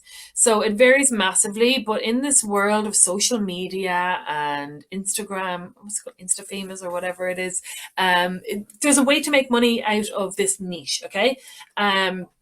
social media personality, radio, TV, print media, brand ambassador, public speaker, and there's more to it. It's a fun way of making money. It's a great different variety of opportunities are available. You don't need to be qualified to be in the public eye, and it's a great platform for selling other services or products that you may have. You get some freebies as well, which is good. Cons, there's a lot of time wasting where you're working with producers and nothing ends up happening, or people want to put together proposals and use you and it doesn't go ahead. One time I was reached out to by, is it Bosch is the washing machine company that wanted to do work with us because their products are meant to be great for getting rid of dog hair, and there's a lot of work went into putting together the proposal and so on, and then it didn't go ahead and all that. So there is time wasting that happens. Success at being a public figure, I mean, this is a funny one, is a gamble. So if you say, okay, I'm going to make myself rich and famous by Instagram, it's no guarantees, and longevity is needed, so you need to build it slowly and you need to keep chipping away at it. But it's something that you can add on to what you're already doing. So if you're a dog trainer, dog groomer, dog walker, pet sitter, anything like that, you can then merge that with social media and build a name for yourself, get known, and then opportunities will come to you. So things like brand ambassador. So I did brand ambassador work. The big one was for a company called Patura, where that was a few different seminars I had to give. So I had to do public speaking for them. I had to do social media promotion and something else. To write content for them as well. So, but that was very, very lucrative. That was big money that I didn't expect, but it was a great add-on, something that you get for not for nothing because it is work, but it's easy money, I'd say there. Startup costs are minimal though. Website and professional images are beneficial. You can definitely reach out to media, say, oh, this has happened, and if you want to do an interview with me, yada, yada, yada, and they're likely then come and send a photographer. Always ask the photographer, can you get copies of the images? Because then you've got high resolution images that of yourself doing whatever it is that you can use later on.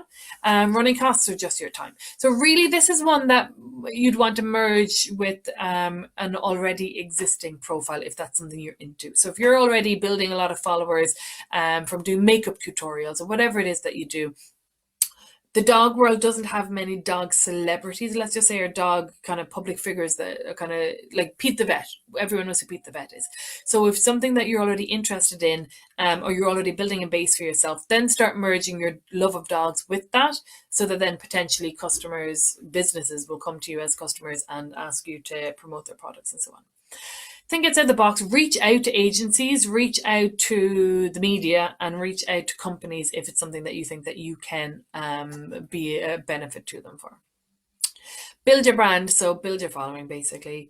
And if you're confident in front of the camera, it may suit you. TV work is fun. TV work as well can be very well paid. And if you like to talk, then it's easy.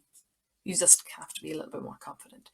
Just remember as well, there's nothing to fear. No one's going to laugh at you. Well, if they do, that's on them, you know? It's not for you if you've no interest in it, which is fair enough. So getting there, you don't need qualifications, but they would help. Attend social media workshops, so your enterprise board will have a lot of them on. Build your elevator pitch, so what you want to say to people, who you are, what's your tagline, basically, why should people pay attention to you. Build relationships, because if there's other kind of insta-famous people out there that you can merge together with, then happy days. That'll give you more of a following. And just don't be shy. Again, it's one that you got to be ballsy. Okay, next up is certified dog behavior. So this is who I am. I would consider, of all my career hats, this is who I am. Okay, and this is what I love to do. This is what I worked hard for. This is what I worked up to, and this is my future as well. So a certified dog behavior consultant is what I call myself. It's where you're seeing cases where dogs have abnormal, unwanted, unusual, problem behaviors that need to be rectified. So your cases are pretty much projects. Okay, so you take on a case, which means you need to know the background, you need to know the veterinary history, you need to talk to the client beforehand, you need to see any video footage that may be there, you need to meet with the client, then do your investigation, go home, have a think about it, talk to some of your peers, write up your report, and generally then you'll go back and do follow-ups where you're doing more hands-on in the field training sessions, not necessarily in a field. Report writing, admin is all part of the job as well. So pros is you're literally saving lives at times where dogs potentially are going to get put to sleep because the owners just can't work with the dog anymore, can't can't live with the dog, or the dog may not be safe to live with, but then you can go in, help the dog, help the owners, and keep the dog alive. It's very mentally stimulating and satisfying. So they're brain puzzles, if you think of it like that. Why is this dog doing this? And you need to investigate, you need to think, you need to have a clear head and process through the information to find out what's going on, to change it and fix it. And this is the area of my hats. This is the hat I wear that probably has the most respect. So once people understand that I have a master's degree in animal behavior and I've been certified to different bodies and so on, it means that they respect me. And there's other opportunities with it that we'll talk about now.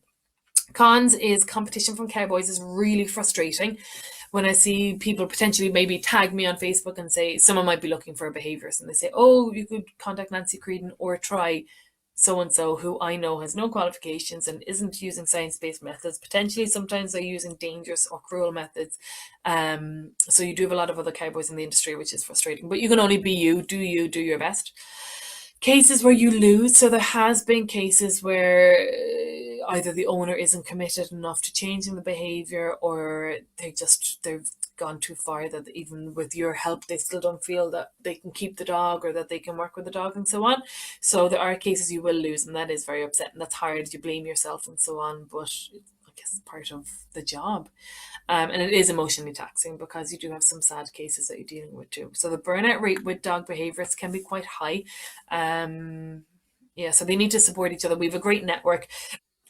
So the important thing here is to be certified, okay? A certified dog behavior consultant is someone who has been assessed and approved by an independent body who has reviewed their ability to be a behaviorist and said that yes, they're good enough through exams, through video assessments, through in-person assessments, and so on. So anyone can have not anyone, sorry, that's dismissive, but you can have a certificate in dog behavior and not necessarily know your stuff. Whereas if you've been certified, then the board says that your methods are correct and what you're doing is right. So it's very important when you're looking to hire a behaviorist as well that they are certified by an independent body. I'm with the International Association of Animal Behavior Consultants. There's a few others. There's ASAB, which I'm currently in the process of applying for. It's hard work to get there. To be a certified dog behavior consultant, to be legit, is a lot of work. With some organizations, you'll need your degree or your master's. I have a master's in animal behavior, but it's worth it. It's totally worth it, and we need more of them, big time. So your education is your biggest cost here. Your yearly CPD and your yearly membership subsidies as well is important to stay up to date with, and they're costly as well. You're likely to train to be a dog trainer as well at the same time. So with us, if you want to study to become a dog behavior consultant, you need to work as a dog trainer for a year first of all, because you need to really build those skills first. You can charge anything from 200 to 500 per case. If you're doing other work, so I've done expert witness work where I've gone and assessed dogs and stood up in court and given my evidence of that dog's behavior and so on. You can charge a lot of money for that as well. Lecturing as well. There's opportunities with lecturing if you know your stuff, whether that's in the veterinary world as well, where they'll study dog behavior, or private colleges, hosting your own workshops, things like that too. Media work again. So I get contacted a lot by the media for interviews for anything to do with dogs, whether it's dogs in hot cars to fatal dog attacks. So you'll be asked for your opinion on those kind of things. It is for you if you're academic, okay? There is this talk in the field, in the industry, of just having hands-on experience is enough. I personally do not think it's enough. I think you need to be able to critically analyze cases, which you learn from studying at a high level with a degree or master's or another high level. You need to be able to access scientific journals. You need to be able to understand scientific journals. There's a lot more to the dog behavior world than just being a dog trainer. It's the difference between being a child psychologist and running football courses and so on. You know, there's a difference in the level of knowledge base and academia that's required.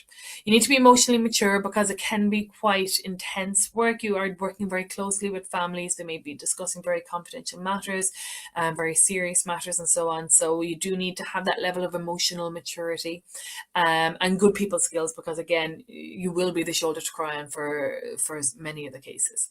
It's not good if you're not comfortable with hard work. It's not good if you're not comfortable with working for life, upskilling for life, that is. And it's not for you if you want to just chance your arm at it and just do it. I don't like that. Please don't do that. Another thing that comes from that as well is research as well. So you can get into the research field, having your research printed and all that kind of thing too. I did my research on dog bites in Ireland and had that published in the Irish Veterinary Journal, which was another feather to my hat, and was something that I am proud of. So next up, we are looking at, how to get there. So start building your dog training career, work your way up, okay? You'll need to become a dog trainer before you can become a behavior consultant, in my opinion. A degree or master's program to really get you up to the certifiable level to become a certified behaviorist. Experience in the dog training world is essential. So go and shadow. And again, like I said already, you've got your discounts on your comprehensive canine communication certificate and your discount off the QQI course in the dog training world. We do have a professional dog behavior consultant course as well. Now that will prep you for certifying with some bodies, but not all bodies. Some bodies you'll need to have a master's degree a primary foundation degree or a master's degree in animal behavior. Boarding kennels. So this is one that I've never done, so that's why it's down the end. Everything else so far I've worn those hats. This hat I have not yet worn. Boarding kennels is where the dogs are staying generally an outdoor/indoor environment, if you know what I mean. Houses or sheds or brick buildings are built for them. They're staying in their separate little enclosures, and they are staying there while the owners are away. So it is long, hard days. You have to be up at the crack of dawn. You have to still be available late in the evening. Some kennels will allow dog owners to collect their dogs late into the evening, late in the night.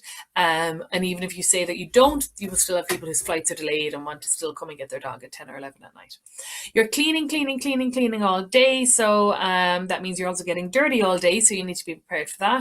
There'll always be a high demand for boarding kennels, okay? There'll always be a demand. So it's something that if you build it, they will come. Cons is it's quite seasonal work. It's antisocial hours. There is great risk involved again because you're working with dogs that you don't know. You're likely to accept the dogs without assessing them. And if you do allow the dogs to mix, you don't know who's mixing with who. So generally, I would recommend with boarding kennels, they don't mix the dogs, but I know a lot of them will. So there's occasional employment opportunities in the boarding kennel industry. So some busier ones will hire staff, especially in the busier months. So you might get a job there. And again, that's a great way to build experience if you're thinking of opening your own kennels too. You will need investment to set up. So most people set up their boarding kennels because they have the land. That's not good enough. You need to build secure, safe, hygienic shelter for the dogs. So whether you're building individual kennels or you've got individual shed huts in different runs and so on, it'll need to be safely set up. It'll need to be warm as well. Remember your cold winter nights as well for the little dogs that don't have thick winter coats. So there is a good bit of startup costs now with your boarding kennels. Maintenance costs and running costs are expensive too. So it's not just a case of I have a field, I'm going to charge 30 quid a dog. That's not going to work. Charging wise, you're looking at with boarding kennels probably 10 to 20 a night, and depending on what people are willing to pay. If the dog is getting collected late in the day, I would charge again a half price for the following day. But don't charge that. Have a checkout time. So whether it's midday, if they're collected before midday, it's X amount. After midday is more. Opportunities to add on. You can sell products, you can sell food, definitely offering grooming. So whether it's upskilling yourself as a dog groomer or hiring a dog groomer, or having someone come in and offer grooming on your premises and they get paid themselves. But dogs will be smelly going home from boarding kennels. So definitely offering grooming. Puppy school, if you have the space and you get yourself qualified. And collection and drop off services definitely are an option as well. But again, making sure you're charging. It's for you if you have access to the premises, or if you're looking to buy somewhere perhaps with space for premises for boarding kennels. So definitely you want to be living on site if it's boarding kennels. It's noisy, it's dirty, it's long days. So if you have a life or you don't like being dirty, then it's probably not for you. Running a successful pet business, it's still a business. You need to think of it like operating any business. You need to advertise, you need to know your policies and procedures, your operations manuals and so on. And you need to know your dog communication, especially if you're allowing group play. Practical dog management, the QQI course will be very beneficial for this one, especially if you're running a bigger enterprise because you might have staff and so on. So there's a lot more from a running a business point of view there. Hosting puppy parties, you need to get your qualifications in. Begin advertising early as always. Start small and build it up. So what I generally say to people with boarding kennels is build them in phases. So you'll have your first phase with 10 enclosures for a room for 10 dogs. Then you might build another block for 10, another block for 10, and so on. So make money off it before you invest more, if that makes sense. And you should do that with all career opportunities. If you want to do grooming, double job, groom in the evening, save the money, and then once you've saved enough money, you can then launch your full career and so on. So do it in smaller scales before you commit to bigger. Have a strict security setup if you've got boarding kennels. That's what I don't like about boarding kennels. And some of them have great setups. Some of them you can go up there with a lock cutter and get the dogs out. So make sure it's secure, secure, secure. And again, you've got your discounts. So merging your hobbies, this is one that's a quick and easy way to get into the industry, okay? And this is one that have a think about what you're already doing, okay? So who are you? What do you do already? What are your hobbies? What are you into? What can you bring to the table that can then be merged with dogs? So the pros of this is it's much more likely that you're going to commit long-term to a career that merges two areas, so two of your passions, and the cons is there a market there for it? So nutrition, are you into nutrition? Is that something that you're passionate about? Then perhaps you'd be interested in studying canine nutrition. And where there's opportunities there is one-to-one consultations with dogs that are potentially sick, or show dogs that want to be in really high quality. You'll meet with the dog owners. You might be working with the vets and the vets will refer them to you. You'll meet with the dog, find out what's going on, what their problems are, if there's any ingredients they're allergic to, what they like, what they don't like. And then you can put together a food plan for that dog. You can even upskill then not even upskill, up your services to offer custom made meals for dogs. So pretty much a Just Eat for dogs where you can prepare the meals for them and deliver them or get them collected, but custom made homemade dog food, that'll be the next big thing. Mark my words, there's a massive interest in nutrition, there's a massive interest in food. And if you're telling someone that it's only $2.50 to £3 a day for their dog's meals, when it's fresh food, freshly made, if you build it, they will come.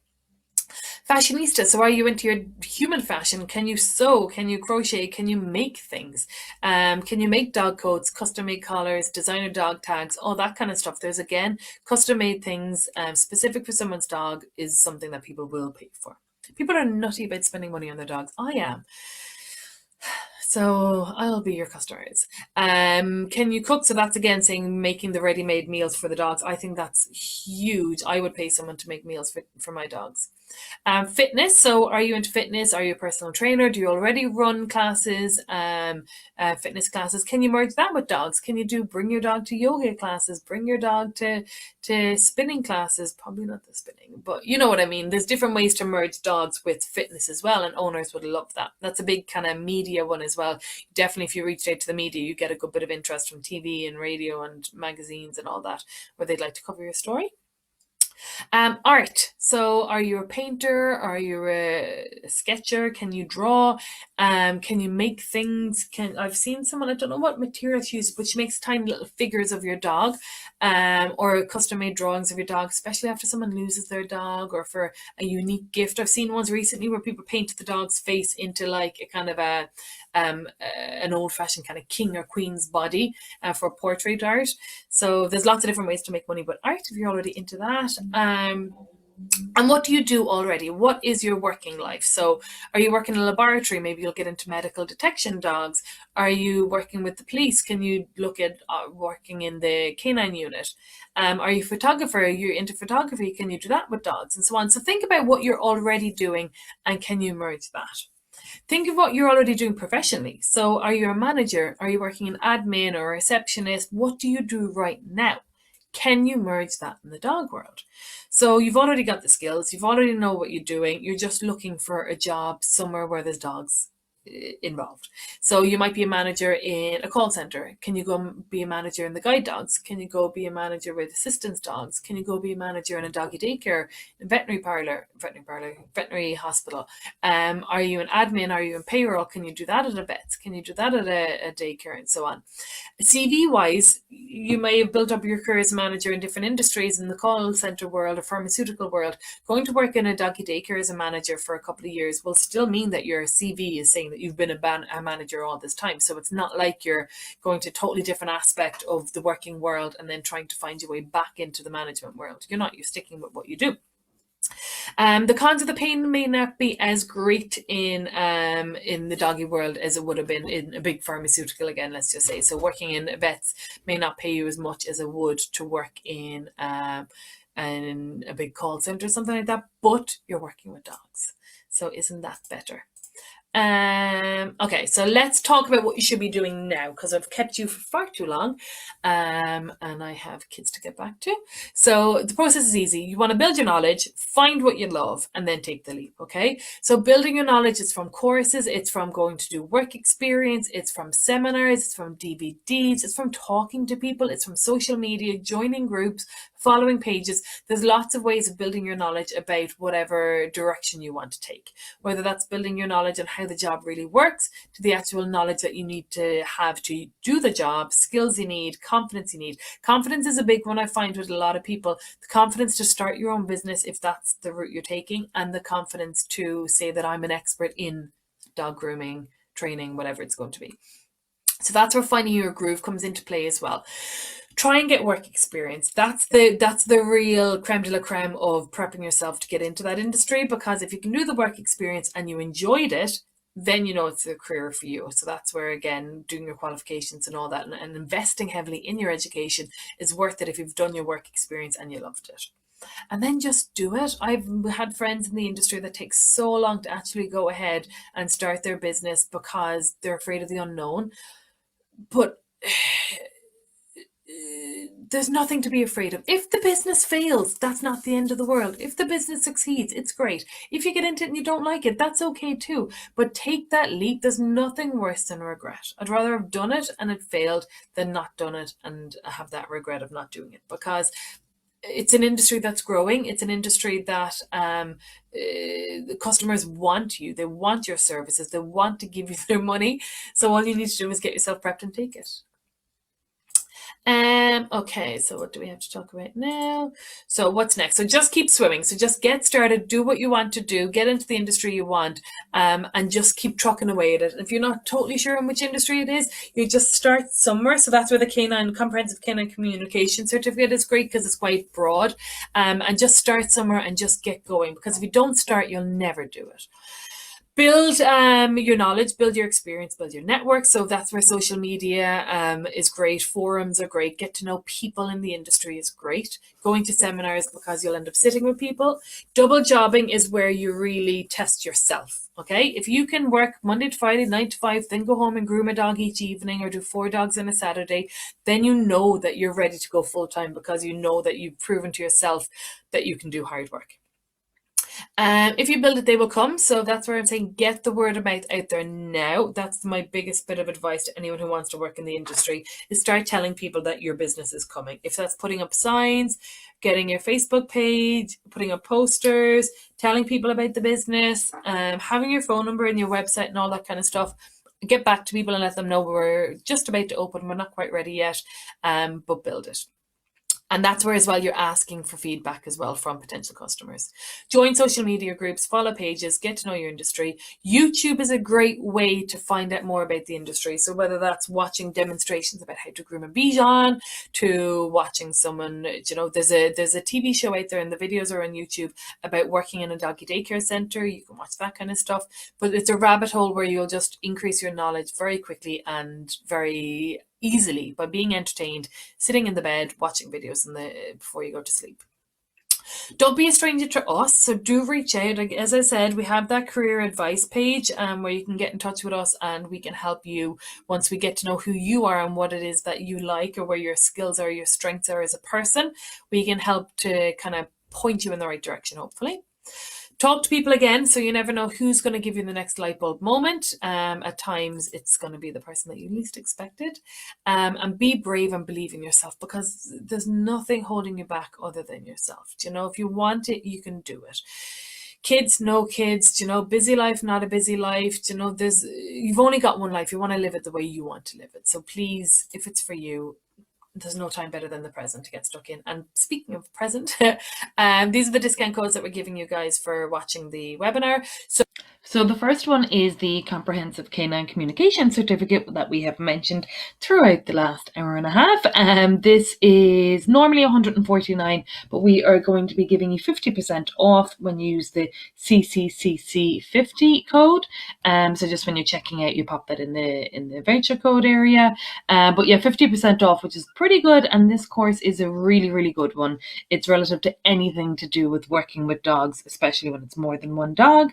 So you're going to look at canine signaling, dog-to-dog communication, which is essential, dog-to-dog play and when it's not play and when to interrupt, which is super, super important, and the human communication element to canine communication, what you can do, how you can talk to the dogs and how you can control your body language to make sure that they're hearing what you're saying to them.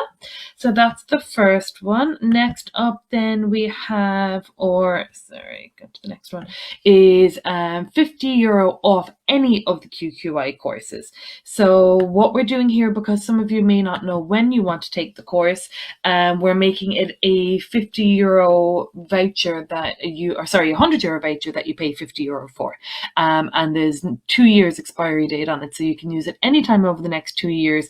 And it means that way you've kind of committed yourself that little bit as well. So you know that you've already spent the €50, so it means you're committed to the course, but you're also getting €100 for that €50. So you can get any of the courses here, from the practical dog training, practical dog grooming, and practical dog management. These are all level 6 QQI, which is quite a high difficulty level, which means that when you graduate from these courses, you've learned quite a bit, you've been assessed quite thoroughly, and when it comes to the dog grooming as well, you're just ready to go. The practical dog management is really, really applicable to Doggy Daycare, but also to anywhere with group dogs that you're managing. So boarding kennels, guide dogs, places like that, it's really relevant. And then your practical dog training is you getting on the way to becoming a professional dog trainer.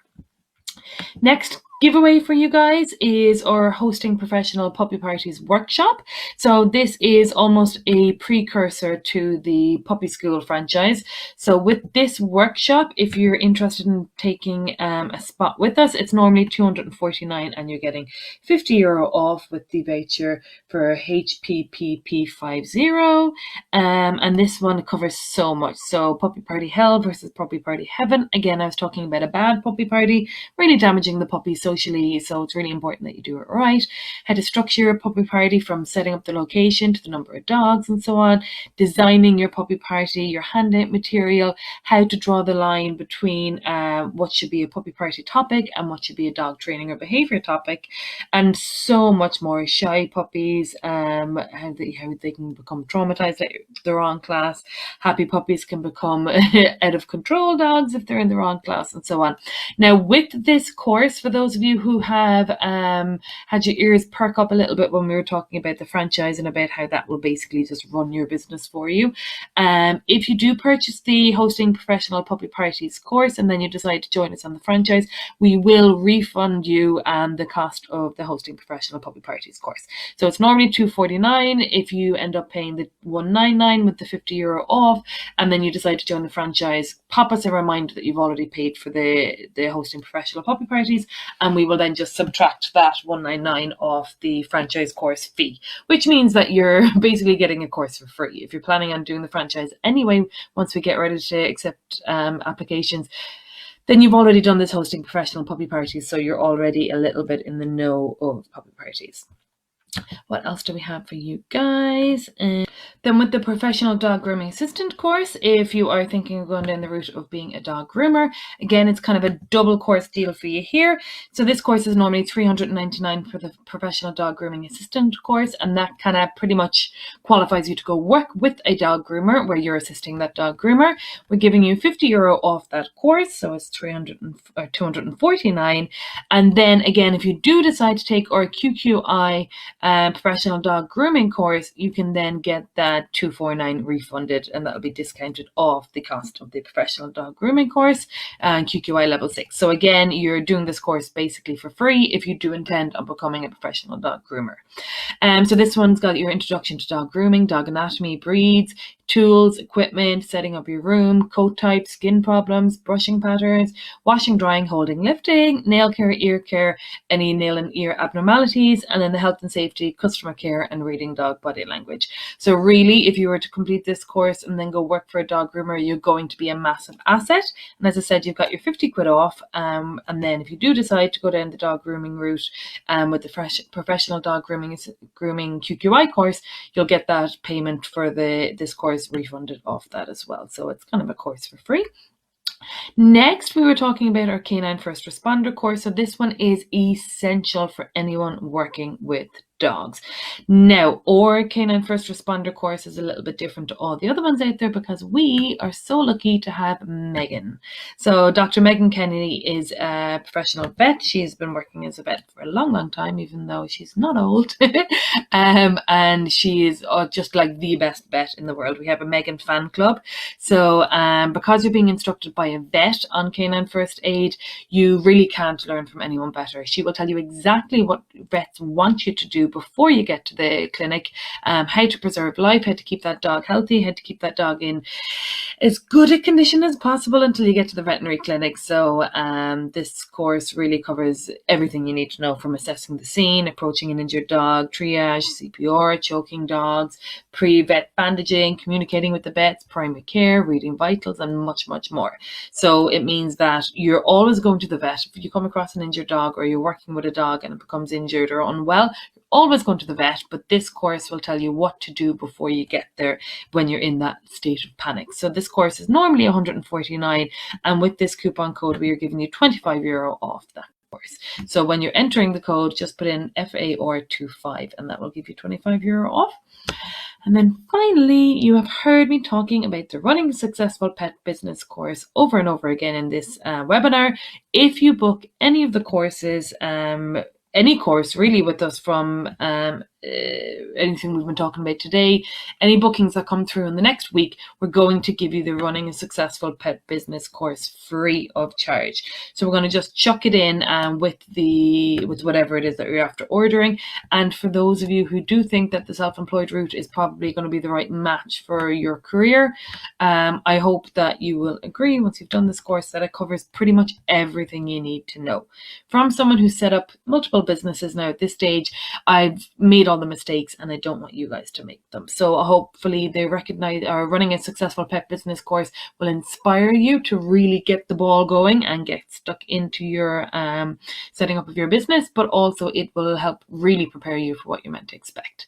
So looking at the different legal entities, what kind of business model you should be choosing, how to register your business, business formats, explore different kind of commercial vehicles, customer service, things like that. All about the money, so setting your prices, working with banks, getting finance, bookkeeping, and so on. Creating a scene is the fun module, I think. It's looking at how you can let people know about you, then making sure your customer care is top notch, because that is essential when you're running your own business. And then module 6 will really get you ready to go, whether that's deciding on your business name, your business plan, getting everything ready to get going in your organization, policies, procedures, all that kind of stuff is all covered in that module too. So that one is going to be completely free for any of you guys that book any of our courses that we've discussed today or any of our other courses online on our website, provided all you need to do is when you book the course, just pop a note in the comments as you're checking out that you would like to take advantage of the free Running a Successful Pet Business course. So that is me done and dusted. Hopefully you guys feel a little bit more inspired now. Hopefully you're really going to get stuck in, seize control of your future, make sure that you're following your dreams, you're working in an industry you love, and you're not afraid. That hopefully now you'll feel a little bit more like it's completely doable. There's work there for you, there's a career there for you, and there's an industry there that's growing. If you do want any kind of free advice or career advice, you're not sure exactly what to do next, pop us an email at info@credanccollege.ie. All of those coupon codes are going to be valid for a week, so you have up to 7 days from watching this webinar to access those discounted codes. And also I am going to leave this webinar available for a little while longer so you can rewatch it. Now, apologies, a little bit of the signal isn't great in this office, so the quality isn't the best in the world, so I do apologize about that, but hopefully you still took a lot from this webinar and you are going to be someone that we will see very soon. So thank you.